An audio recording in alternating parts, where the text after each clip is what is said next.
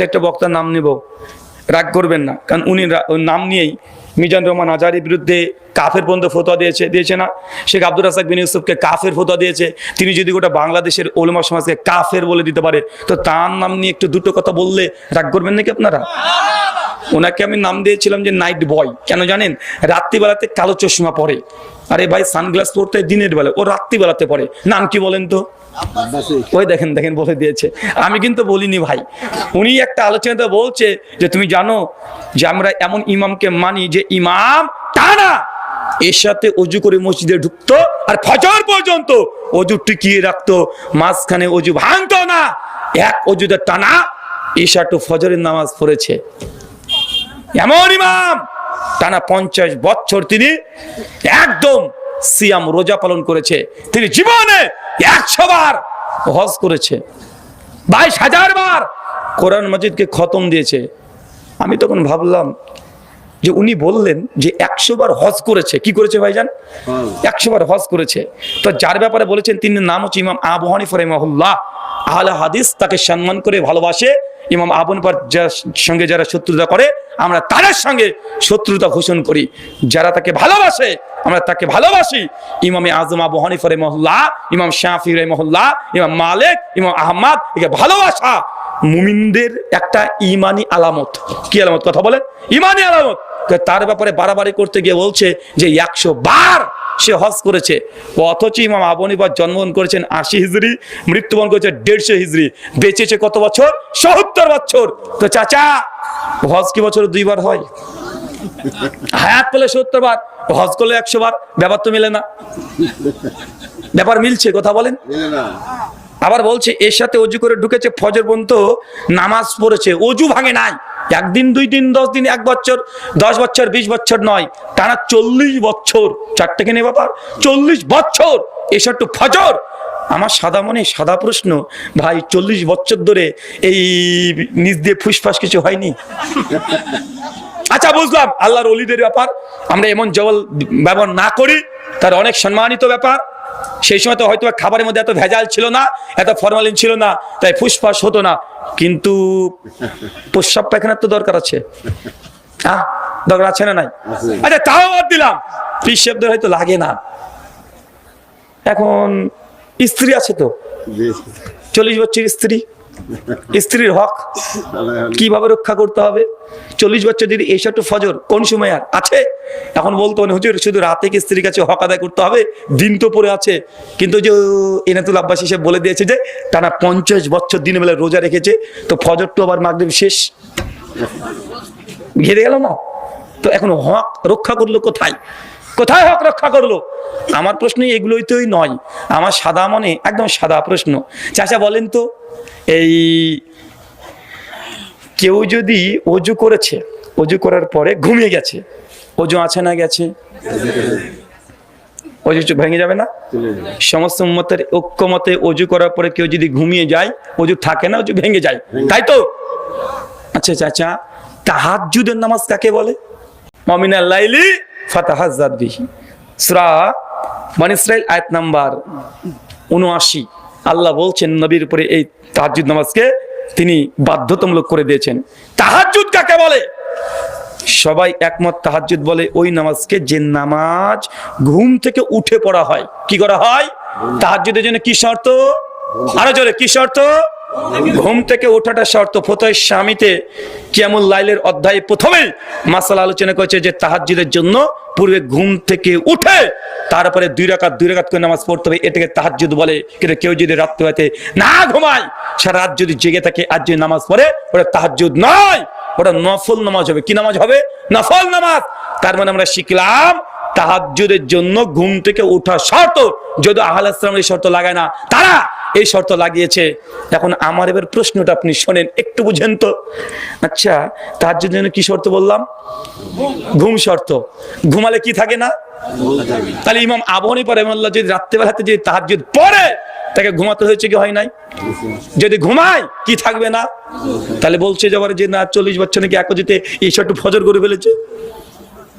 তার মানে বোঝা যাচ্ছে যে এটা বাস্তবতার সহিত বিরুদ্ধে কথা নাই। কথা বলেন, সনদের তাহকিক আমি করছি না। তারিখে বাগদাদের মধ্যে এই ঘটনা ইমাম খতিব আল বাগদাদি 463 হিজরিতে ইমাম আবু হানিফা রাহমাতুল্লাহ জীবনীতে 13 নম্বর খণ্ডের 322 নম্বর পৃষ্ঠায় নিয়ে এসেছে, সনদ নিয়ে ডাইরেক্ট লাস্তালাও কোনো ভিত্তি নেই। তাহলে মতনের পরে যদি আমরা আলোচনা করতে যাই, এখানে ডাইরেক্ট বোঝা যাচ্ছে ইমাম আবু হানিফা রাহমাতুল্লাহ তিনি তাহাজ্জুদ পড়তেন কি পড়তেন না? পড়তেন। যদি পড়তেন তাহলে তো রুজু ভেঙেছে। কেন? ঘুমিয়ে গেলে তো রুজু ভেঙে যায়। আর যদি না না না না না না না না না অজু টিকে অজু ছিল না, অজু ছিল সেটা ফজর, তাহলে বলতে হবে তাহাজ্জুদ পড়েনি, নফল নামাজ পড়েছে। কথা বুঝতে পারলেন না মনে হয়? কোনটা টিকাবেন? যে তাহাজ্জুদ টিকাতে যান অজু ভেঙে গেছে, আর অজু টিকাতে যান তাহাজ্জুদ ভেঙে গেছে। এখন যেটা ইচ্ছে সেটা করেন। আমি বলি যে ঘটনাটা ডাইরেক্ট ইমাম আবু হানিফা মিথ্যা রচনা করা হয়েছে। কথা বুঝতে পারলেন আপনি? কারণ তিনি জানেন, তিনি এই হাদিসটা বুখারী জানেন না। আল্লাহ বলছেন যে সারা রাত তাহাজ্জুদের নামাজ পড়ে ফালাইসা মিন্না, তারা আমাদের দলভুক্ত না। সেই বুখারী হাদিস ইমাম আবু হানিফা তিনি জানতেন, ডাইরেক্ট তিনি জানতেন তিনি হাদিসের বিরুদ্ধে কোন আমল করতে পারেন না। তার নামে মিথ্যা কথা এগুলো রচনা করা হয়েছে। গুনিয়াতুত তালেবিনের মুকদ্দমাতে আব্দুল কাদের জিলানী রাহিমাহুল্লাহর জীবনীতে লিখছে যে আব্দুল কাদের জিলানী রাহিমাহুল্লাহ তিনি কোরআন ও মাজিদ মায়ের পেটে থেকে 1 পারা 2 পারা নয় 22 পারা মুখস্থ করে বের হয়েছে। কত পারা? 22 পারা।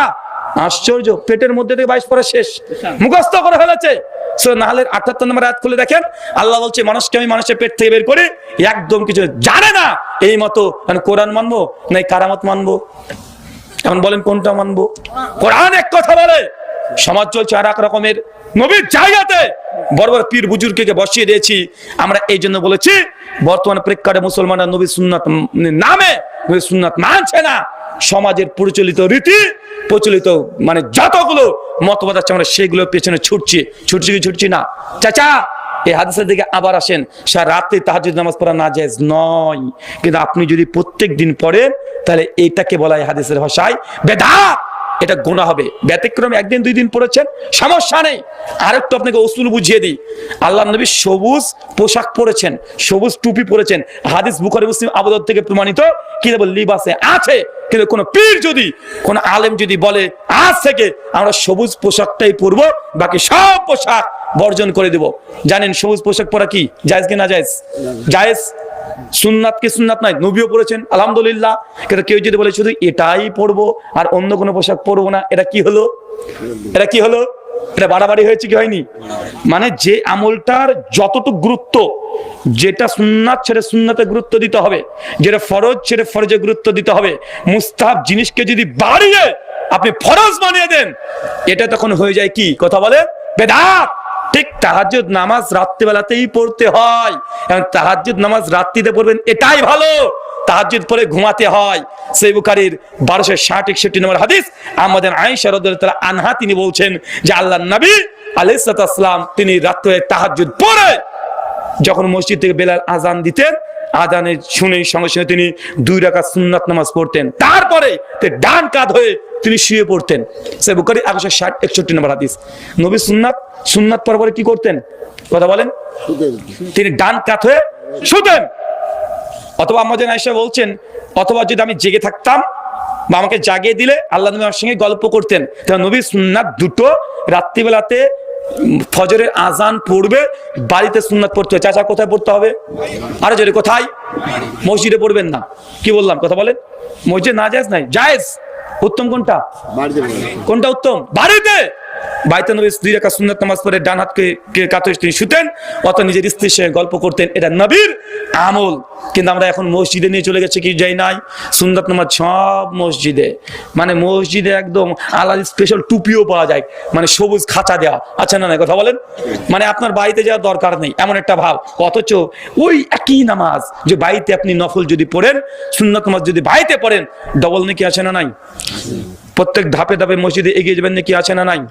ওযু যদি বাড়িতে করেন নাকি আছে না নাই? এক্সট্রা বেনিফিট আমরা চাই না, কিন্তু আমরা ওই যে পিছে যা বলেছে আমরা ওই আমলগুলো ঠিকই করতে চাই। আছে না নাই? তার মানে আমরা 2 নম্বর বিষয় বুঝলাম। এক, ইসলামকে বিকৃত করলে আল্লাহর নবী যা দিয়েছে তাতেই সন্তুষ্ট থাকতে হবে। বাড়াবাড়ি ছাড়াছাড়ি করলে নবী আপনাকে কিয়ামতের মাঠে উম্মত হিসেবে অস্বীকার করে দিবে। 3, সহিহ বুখারী সহিহ মুসলিম কিতাবুল ঈমান হাদিস নাম্বার 101, আল্লাহ নবী বলছেন মান গাশশানা ফালাইসা মিন্না। যে ব্যক্তি আমার উম্মতের মধ্যে প্রতারণা করবে, কি করবে? প্রতারণা বোঝেন? ধোঁকাবাজি করা, প্রতারণা করা, মানুষের সঙ্গে চিটিং করা, চিটিংবাজি করা, বাটপারি করা, আছে না সমাজে? যারা প্রতারণা করবে তারা আমার দলের অন্তর্ভুক্ত না, তারা উম্মত না। এখন আপনারা অনেক জায়গাতে প্রতারণা করেন, সব জায়গাতে প্রতারণা করছেন। কোন জায়গায় নেই? সব জায়গা আছে। ব্যবসা বাণিজ্য লেনদেন সব জায়গায় আছে না নাই? দেখেন, আপনি চলে যান এই যে রাজশাহীতে চলে যান, নাটোরে চলে যান, বগুড়াতে, একদম বগুড়া বাস স্ট্যান্ডে দেখতে খুব ভালো লাগে। কি জানেন? যেসব দইয়ের দোকানগুলো আছে, মাঝে মাঝে তাকে দেখি যে দইয়ের দোকান, বগুড়ার দই বাংলাদেশের বিখ্যাত। মাঝে যখন নামি দেখি যে দইয়ের দোকানে ওরা হলুদ বাল্ব জ্বালিয়ে রেখে দেয়। আমি ভাবি যে হলুদ বাল্ব কেন জ্বালায়? পরবর্তী সময় বুঝতে পারলাম হলুদ বাল্ব জ্বালানোর আলাদা রহস্য। হলুদ বাল্ব যদি ওই দইয়ের উপরে পড়ে তো দইটা দেখতে আর চমৎকার লাগে। কথা বুঝতে পারলেন মনে হয়? আচ্ছা না, কথা বলেন। ফলের দোকানগুলোতে দেখবেন মানে যেই ফলের রং সেই কালারের বাল্ব ওপরে ঝুলছে, আছে না নাই? আছে। সবজির দোকানে সবজি সবসময় পানি মারতে আছে, আছে না নাই? আপনাকে বলছে যে ভাইজান এই দেখেন 5 কেজি আলু কিনবো, কত টাকা কিলো?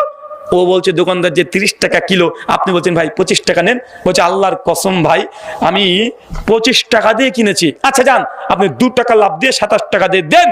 25 টাকা দিয়ে কিনে নি, ও 18 টাকা কেজি কিনে নিয়ে এসেছে। আছে না কথা বলেন? আছে। মানে কত রকমের যে প্রতারণা ব্যবসাতে আছে এর হিসাব নেই। রাস্তাতে যে দেখবেন পেট্রোল বিক্রি করছে বোতলে করে। আপনি বলছেন 1 লিটার পেট্রোল দেন, বোতলটা এসে ঢেলে দিচ্ছে। বোতলে কিন্তু 1 লিটার পেট্রোল নাই, আছে 950 গ্রাম। প্রত্যেক বোতল পিছু 50 গ্রাম করে মেরে খেয়ে নিয়েছে। বা এটা প্রতারণা কি প্রতারণা নয়? জি। চাকরি থেকে লেনদেন, আদান প্রদান সব জায়গায়, ব্যবসা বাণিজ্য, কোন জায়গাতে প্রতারণা নাই? সব জায়গাতে আছে। একজন বলছে ভাইজান প্রতারণা তার মানে করা যাবে না। আচ্ছা না, আল্লাহ পরিষ্কার বলছেন মান গাসসানা ফালাইসা মিন্না। যে ব্যক্তি আমার উম্মতে প্রতারণা করে সে আমাদের দলভুক্ত না, সে আমার উম্মত না। ও বলছে আমি একটা আমার গার্লফ্রেন্ডকে বলেছি তাকে বিয়ে করব।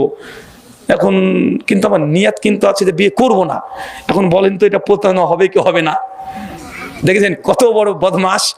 বলছি আমি আমার গার্লফ্রেন্ডকে বলেছি, মানে পটানোর জন্য বলেছি যে তোমাকে বিয়ে করব, কিন্তু আমার কিন্তু বিয়ে ঠিক হয়ে আছে।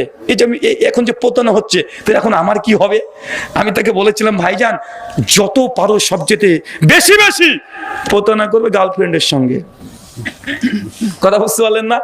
মানে সব জায়গাতে সব জিনিস নিয়ে গেলে এটা একটা মহা মুসিবত। 3 শুনুন, আবু দাউদ হাদিস না 2175 কিতাবুন নিকাহ। আল্লাহ নবী বলছেন স্বামী স্ত্রীর মধ্যে যদি তৃতীয় পক্ষ এসে স্বামী স্ত্রীর সংসারে অশান্তি বাধায়, তৃতীয় পক্ষ বুঝেন? চাচা তৃতীয় পক্ষ বোঝেন? মানে দুজনের সংসার খুব ভালোই চলছে, পাশের বাড়ির দেখবেন চাচি আছে, দাদি আছে, ওইসব খুচুর খুচুর খুচুর খুচুর লাগায় যে তোমার শাশুড়ি এই করে, তোমার ননদ এই করে। অথবা মায়েদের উদ্দেশ্যে কথা, এই কথাটা মায়েদেরকে বলি, নতুন যারা বিবাহ করেছেন তাদের উদ্দেশ্যে বলি, বিয়ের পরে মেয়ে তার মায়ের কথা যেন না শোনে। কি বিষয়ে? শ্বশুর বাড়ি প্রসঙ্গে। কি বললাম বলেন তো? বুঝতে পারলেন? মানে বিয়ে হয়ে গেছে, নতুন বউ তুমি এখন তোমার মায়ের সঙ্গে তোমার শ্বশুর বাড়ির ব্যাপারে দুর্বল পয়েন্টগুলো বলবে না যদি সংসারকে টিকিয়ে রাখতে চাও। 2, তোমার মা যদি কোনো কথা তোমার শ্বশুর বাড়ির প্রসঙ্গে বলে তাহলে ওই কথাগুলো শ্বশুর বাড়িতে বলা যাবে না, আর মায়ের কথাগুলো সিরিয়াস নেওয়া যাবে না। আর মা যতটুক খালার কথা শোনা যাবে না, কানে আঙুল দিতে হবে। মানে ইনি হচ্ছেন মাস্টার। মেয়েদের সংসার ভাঙার সবচাইতে বড় মাস্টার হচ্ছে এই মা আর খালা। কঠিন লাগতে পারে কথাটা, কিন্তু এটা বাস্তব। অধিকাংশ সংসারে আমরা দেখেছি তালাকের যখন ফতোয়া আসে বা তালাক ডিভোর্সের ফতোয়া আসে, এই কারণটা সবচেয়ে বেশি দেখি যে মেয়েকে তার খালা উল্টাপাল্টা বলেছে, অর্থাৎ তার মা উল্টাপাল্টা বলেছে, তোর শাশুড়ি খারাপ, তোর দেওয়ার খারাপ, তোর ননদ খারাপ, তোর এই খারাপ ওই খারাপ করে মেয়েটার মাথাকে শেষ করে দেয়। আল্লাহ নবী বলছেন দুজন স্বামী স্ত্রীর মধ্যে তৃতীয় পক্ষ কেউ যদি এসে সংসারকে যদি দ্বন্দ্ব লাগিয়ে দেয়, এই ব্যক্তি ফালাইসা মিন্না, আমাদের দলভুক্ত না। চুগলখড়ি ছাড়তে হবে। সংসারে কি ছাড়তে হবে? চুগলখড়িটা ছাড়তে হবে। 2, মা বাবার উদ্দেশ্যে আমার একটা পরামর্শ। মা বাবা দুজন। আমাদের বাঙালি মায়েদের মধ্যে কি সমস্যা জানেন? আমাদের বাঙালি মায়েদের মধ্যে সবচেয়ে সমস্যা বেশি যে ছেলেকে যখন বিয়ে দিয়ে দেয়, ছেলেটা বিয়ে করে বউকে নিয়ে এসে এখন স্ত্রীর সঙ্গে সময় দিচ্ছে, এখন স্বাভাবিকভাবে মাকে আর সেভাবে সময় দিতে পারে না।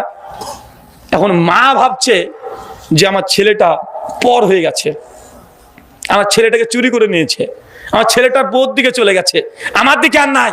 ভাই এমন আছে না, নাই কথা বলেন তো। মাকে বোঝার দরকার ছিল যে মা তুমি বিয়ে দিয়েছো কেন, তুমি বিয়েটা দিয়েছো তো তোমার ছেলের সঙ্গে ওই মেয়েটার যে ওর হওয়ার জন্যই। এখন বিয়ে দেওয়ার পরে বলছে ছেলে আমার পর হয়ে গেল, ছেলে আমার কথা শোনে না, বই টানে। ভাই এমন সমাজ আছে না, নাই? আছে। বিয়ের পরে সংসারকে যে টিকিয়ে রাখতে চান, মায়েদেরকে বলি, বাবাদেরকে বলি, মা বাবা হচ্ছে সূর্যের ন্যায়। কিসের ন্যায়? সূর্য। তার দূর থেকে আলো দিবে, পরিবার আলোকিত হবে। কিন্তু সূর্য যদি ঘরে ঢুকতে আসে পুরো ছারখার হয়ে যাবে না? তো বিয়ের পরে ছেলে মেয়ে তারা সংসার করবে, বৌমা ছেলে সংসার করবে, তারা হাসি খুশিতে থাকবে। মায়েরা বাইরে থেকে দেখে ভালো যদি কোনো পরামর্শ হয় বলবে, নচেত বলবে না। কেন? কারণ মনে মনে এই যে আমাদের বর্তমান সমাজে এজ জেনারেশন একটা গ্যাপিং পড়ে যায়। মানে এখনকার ছেলেদের যে মেন্টালিটি, তাদের যা চিন্তাধারা, এখন আমি এই সমাজের চিন্তাধারার সঙ্গে খাপ খাওয়াতে পারবো কেন? কারণ আমিও তাদের সঙ্গে সঙ্গে চলছি। কিন্তু আমার বাবা বর্তমান সময়কার ছেলে মেয়েদের এই যে মানে ইন্টেনশন, এগুলো বুঝতে পারবে কথা বলে পারবে না, এজ ডিফারেন্স হয়ে যায়। এই জন্য বাপ মাকে ছেলে মেয়ে বিয়ে হয়ে গেলে তাদেরকে ছেড়ে দেওয়ার দরকার। তোমরা সংসার করো, যদি কোনো কিছু খারাপ দেখে তখন তারা দূর থেকে তার সে বিষয়টাকে নিয়ে তারা সমাধান করবে। প্রত্যেকটা জায়গায় যদি বাবা মা যদি খোঁচাতে দিতে থাকে, এই সংসার আর টিকবে না। সে যখন আলাদা করে বাড়ি করবে, তার মা বাবারা বলবে ছেলে দেখো আমার কে আর ভাত দেয় না, বউকে নিয়ে আলাদা ভিন্ন হয়ে গেছে। ভাই সমাজে আছে না, নাই? আছে। তার মানে আমরা 4 নম্বর বিষয় বুঝলাম যে স্বামী স্ত্রীর মধ্যে তৃতীয় পক্ষ এসে কলকাঠি নাড়ালে এই ব্যক্তি 3 নম্বর ব্যক্তি যে নাড়াবে সে নবীর উম্মাত নয়। নবী এই কথা বলেছেন। আপনাদের মধ্যে এই রুমাল যাবে কালেকশনের ব্যাপারে অনেক কালেকশন হয়েছে, আমরা জানি আপনারা দিয়েছেন। আর যৎসমান্য কিছু কালেকশন যারা আছে হালাল ইনকাম যদি থাকে দিয়ে দেবেন। ছেলেরা যাচ্ছে, ঠিক আছে, পকেট থেকে বের করে দিয়ে দেন। 3 সুনান 5 নম্বর সুনান তিরমিজি হাদিস না 2761। এই হাদিসটা আপনার জন্য। মুসলিম সমাজে বেশি দেখা যায়। আল্লাহ নবী বলেছেন যে পুরুষ মানুষ এই দাড়ি থাকবে, চাচা কি থাকবে, একদম মেয়ে মানুষের মতো। মেয়ে মানুষ বোঝেন না, একদম মেয়ে মানুষের মতো ক্লিন শেভ, কিন্তু গোপটা আছে মোটা মোটা। আল্লাহ নবী বলছেন লাইসা মিন্না, তার আমাদের দলভুক্ত না। মানে গোপ মোটা রেখে ভাব নিচ্ছে। এরকম আছে না, নাই? হ্যাঁ, এরকম স্টাইল করে না, মানে এরকম গোপ আছে মোটা মুসলমান। সহিহ বুখারী কিতাবুল লিবাস 5891 নম্বর হাদিস। আল্লাহ নবী পরিষ্কার বলেছেন যে নবীদের 5টা সুন্নাত, প্রত্যেক নবীদের এক গোপটাকে একদম চেঁচে ফেলা, একদম ছোট করা, আর দাড়িটাকে বড় রাখা। এই মাতব্বর করেছে কি, দাড়িটাকে চেঁচে গোপটাকে রেখেছে। নবী যা বলেছে উল্টো করেছে, বলছে লাইসা মিন্না, তুই আমার দলভুক্ত না। কিয়ামতের মাঠে আপনার সঙ্গে নবীর সম্পর্ক থাকবে না। আজকে আপনাকে গোপটাকে চেঁচে বাদ দিতে হবে আর দাড়িটাকে ছেড়তে হবে। যদি নবীর সুপারিশ পেতে চান, নবীর সঙ্গে যদি জান্নাতে যেতে চান, আপনাকে আজকের পর থেকে দাড়িটাকে ছেড়ে দিতে হবে। দাড়ি নিয়ে সমস্যা, হুজুর দাড়ি কিভাবে রাখবো? দাড়ির 4টে বিধান। কয়টা? 4টে। 1, দাড়িটাকে চাচা হারাম। 2, দাড়িটাকে রাখবেন মুসলিম, এটা ফরজ, সুন্নাত নয়। দাড়ি রাখা আমল করেছেন, কিন্তু নবী যে আমলটা দিয়েছে আপনি সে আমলটা করেননি।